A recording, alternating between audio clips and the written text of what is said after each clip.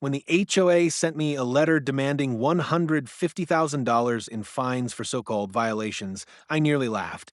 They accused me of everything: parking too many vehicles, building without permission, even disrupting the aesthetic of their cookie-cutter community. HOA Karen, the board president, was smug about it, showing up at my ranch-style home with a fake smile and a threat: pay up or lose your property. What they didn't know was that I had been playing the long game.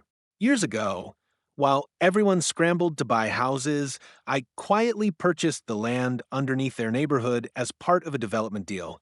The HOA never bothered to read the fine print in their agreements, which meant every single homeowner paid rent to a shell company I controlled.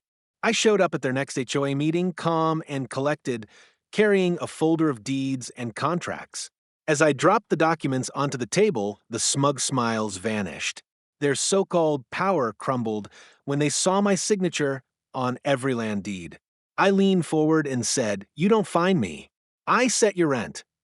Gasps echoed through the room as neighbors turned pale, realizing the truth: they didn't own their homes outright.